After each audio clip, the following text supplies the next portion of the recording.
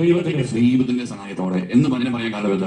ഒരു മനുഷ്യൻ, ഞാനും നിങ്ങളാകട്ടെ, ഒരു മനുഷ്യന് പോലും സ്വന്തം കഴിവ് ഉപയോഗിച്ച് ഈ പാപമേഖലയിൽ നിന്ന് ദൈവത്തിന്റെ പക്കലേക്ക് തിരികെ പോകാൻ സാധിക്കില്ല. ഒരു വിടുതലിന് വേണ്ടി കൈയടിച്ച് ദൈവത്തിന് മാത്രം കൊടുത്തേ.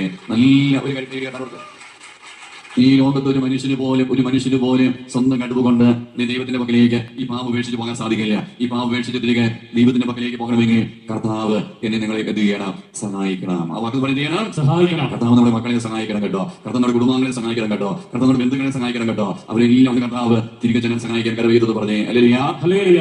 ഇത് എവിടെയും വചനം പറയുക, കർത്താവിന്റെ സഹായത്തോടെ. ആ വാക്ക് പറഞ്ഞേ, കർത്താവിന്റെ സഹായത്തോടെ. സ്വർഗ്ഗത്തിൽ പറഞ്ഞ കർത്താവിന്റെ സഹായത്തോടെ. ഇത് എവിടെയും വചനം പറയുക, ഓസിയ പ്രവാചകന്റെ പുസ്തകം 12-ാമത്തെ അധ്യായം 6-ാം വചനത്തിന്റെ അഭിഷേകത്തിലേക്ക് ഈ സമയം പ്രവേശിക്കുകയാൽ ഒന്ന് കരവേറ്റി പറയാമോ? ഹല്ലേലൂയ. എന്റെ ഓസിയ 12:6 വചനം പറയുക, ആകയാൽ എന്നോട് വചനം പറയാമോ? ഏതാണ്? ആകയാൽ നിന്റെ ആരെയാണ്? നിന്റെ എന്റെ സ്വന്തം ദൈവത്തിന്റെ ആണ് കേട്ടോ. നിന്റെ ദൈവത്തിന്റെ സഹായത്തോടെ. ആ വാക്ക് പറഞ്ഞേ, എങ്ങനെയാണ്?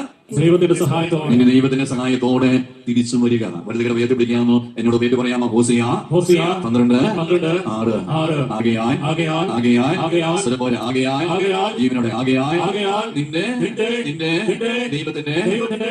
ദൈവത്തിന്റെ സഹായത്തോടെ തിരിച്ചു വരിക.